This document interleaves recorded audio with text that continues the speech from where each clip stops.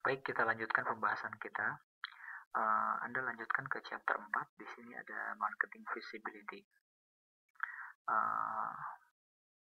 Subbab 4.1 general market description. Di sini ada yang disebut dengan target market. Anda harus mendeskripsikan kira-kira siapa yang akan membeli produk yang Anda akan jual nantinya. Nah, di sini target market itu bisa Anda kalkulasikan berdasarkan lokasi. Kira-kira dari kampung mana saja yang akan membeli produk Anda nanti. Nah, ini 411. Jadi subbab 41. Kemudian 412, Anda harus menjelaskan demografik. Demografik itu antara lain seperti terlihat pada tabel 41. Orang yang nanti akan memberi produk Anda umurnya berapa sampai berapa tahun.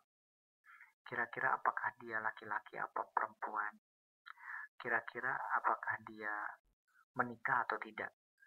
Atau janda atau lain sebagainya. Tetapi kalau tidak, kalau masuk semua berarti all kategori. Kemudian kira-kira income-nya itu ada middle up atau yang di bawah itu. Berarti golongan menengah ke atas. Kira-kira pendidikannya itu seperti apa? Apakah dia lulusan SMA? Jadi orang-orang yang akan membeli produk Anda apakah lulusan SMA? Kalau sekiranya dari SD sampai SMA sampai perguruan tinggi nggak ada batasan, berarti masuknya all kategori di sini. Ya, all kategori itu berarti seluruh kategori. Kemudian kira-kira orang yang akan membeli produk Anda itu pekerjaannya apa? Apakah dia guru, pelajar, atau pekerja profesional? Kalau sekiranya tidak ditentukan secara spesifik, Anda bisa masukkan all kategori juga di sini. Gitu. Ini yang disebutkan demografik. Nah, kemudian 413, psikologi and sosiokultural. Anda harus tahu secara psikologi itu orang yang akan membeli produk Anda itu seperti apa. Ya, misalkan personality-nya open-minded, culture-nya urban culture. Urban itu adalah masyarakat kota. Ya, kalau desa namanya rural culture. Ya. Kemudian agamanya kira-kira apa? Ya, apakah all kategori berarti semua agama. Kemudian native. Contoh, kenapa ini penting? Karena kalau misalkan Anda jual kerudung, ya mungkin yang membeli kerudung agamanya Islam. Atau yang Anda jual Al-Quran, mungkin yang membeli itu agamanya adalah Islam. Native. Native itu berarti sukunya apa nanti yang akan memberi produk Anda itu. Kemudian social class, apakah masuk ke middle, bottom, atau middle up class, berarti menengah ke atas. Nah, ini adalah psikologi. Jadi secara psikologi orang-orang yang akan membeli produk Anda itu seperti apa kriterianya. Kemudian berikutnya learning involvement. Bagaimana caranya orang-orang yang akan membeli produk Anda itu mempelajari sampai dia memutuskan untuk membeli. Ya. Di sini ada beberapa poin berkenaan dengan learning involvement. Kira-kira bagaimana mereka mempelajari produk yang akan mereka beli sampai mereka membeli. Ya, contohnya, orang akan membeli produk karena good for diet. Ya. Orang akan membeli produk karena ada benefit lain, misalkan ada rasa madunya. Orang membeli produk karena small sugar, sehingga orang yang punya penyakit gula itu tidak khawatir terhadap produk yang akan dia makan. Gitu. Kemudian ini secara geografik. Nah, Anda punya lokasi bisnis di mana? Ya, itu harus detail Anda sebutkan. Regensinya di mana, kabupatennya di mana gitu ya. Kemudian kelurahannya apa, itu harus detail. Bahkan Anda harus bisa menggambarkan di mana lokasinya. Nah, ini produk ini berada di lokasi Bantarsari. Ini harus dimasukkan gambar ini. Anda tolong masukkan map of mungkin kabupaten ini, Kabupaten Banjarsari. Nah, kemudian setelah itu Anda harus bisa menentukan population. Nah, 4.2 ya, subbab berikutnya adalah population. Population itu adalah jumlah populasi orang yang tinggal di Cilacap. Tetapi bukan jumlah populasi orang yang tinggal di Cilacap secara total ya.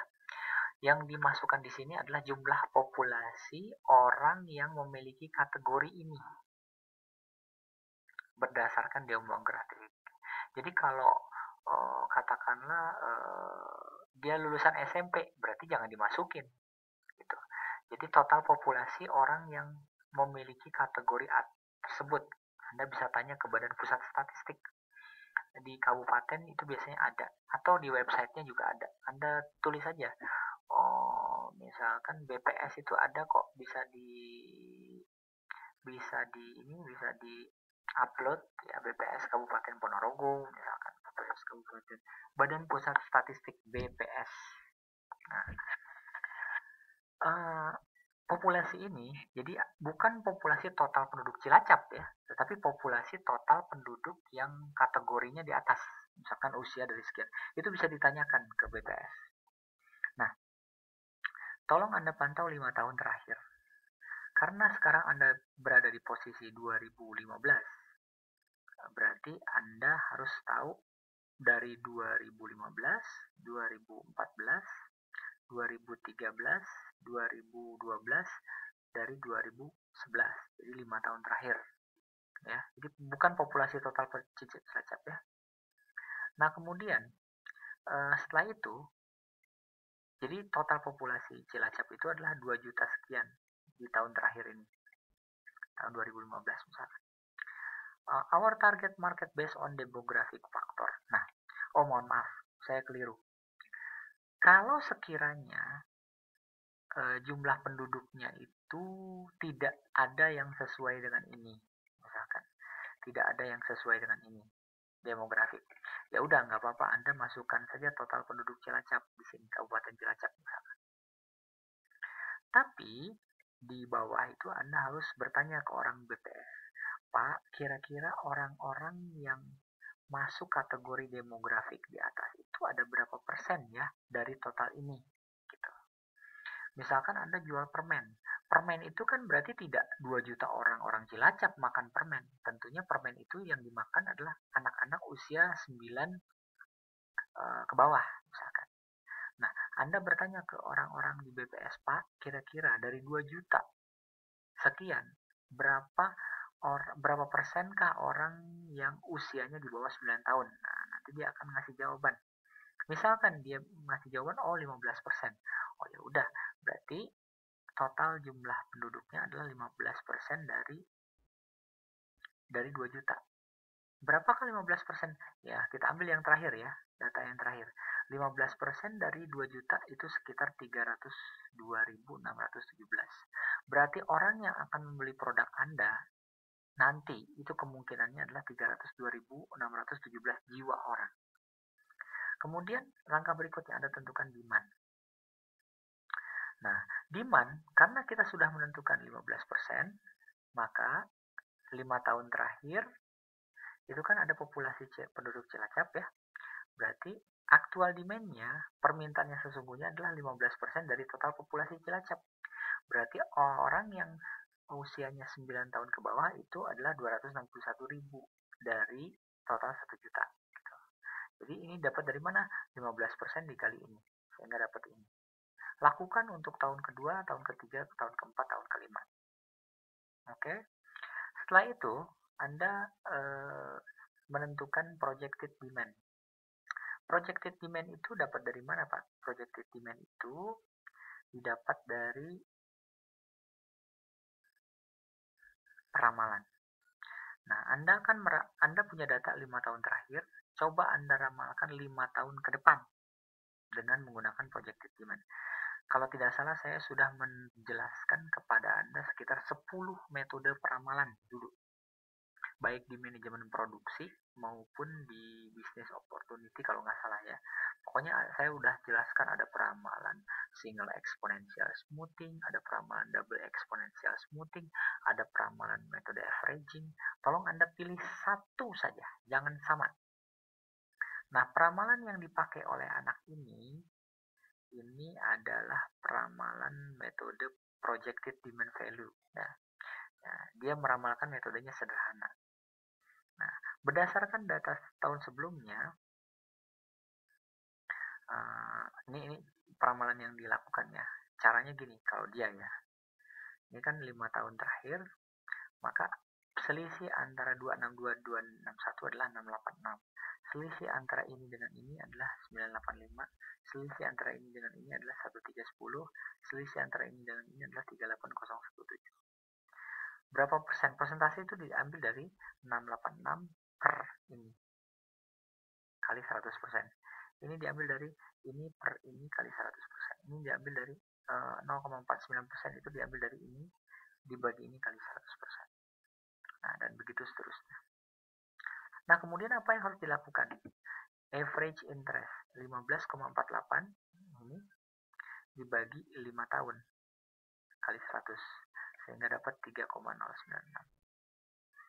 atau 0,309. Nah, bagaimana kita meramalkan 5 tahun ke depan sampai tahun 2020 kalau Anda ya?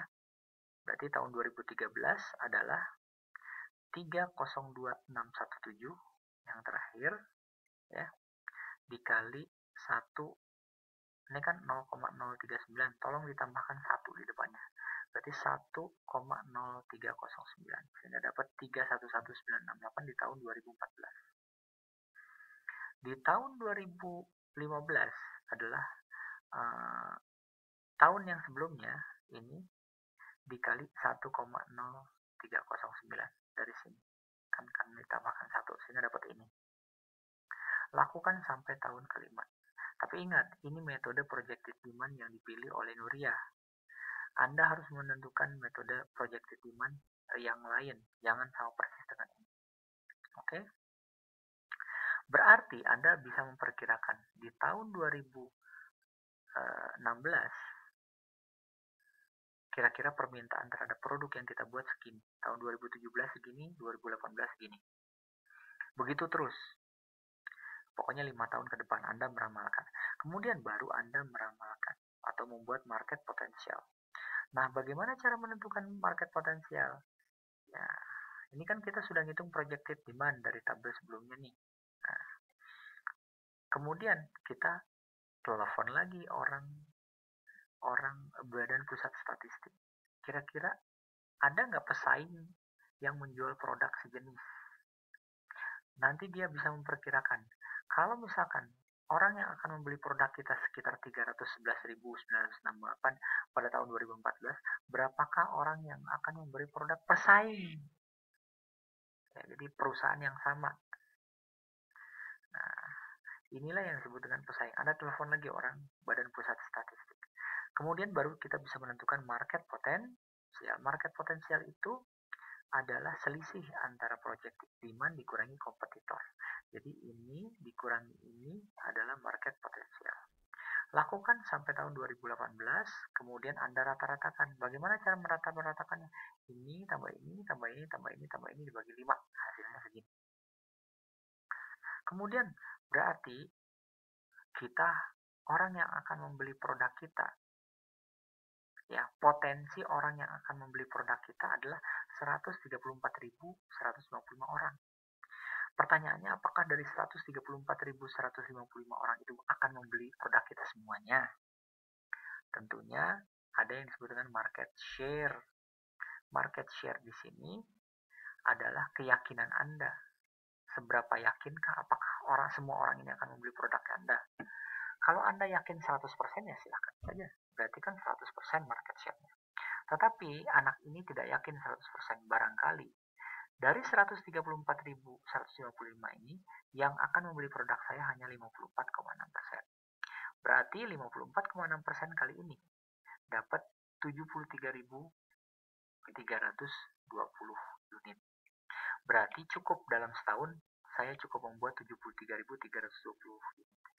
Pertimbangan apa saja yang akan menentukan sekian persen atau market share? Pertimbangan yang pertama, kamu punya duit nggak untuk bikin pabrik yang seluas-luasnya sehingga bisa menutupi. Kalau kamu nggak punya uang banyak, ya kamu nggak usah 100% lah, 54%. 54% juga kegedean.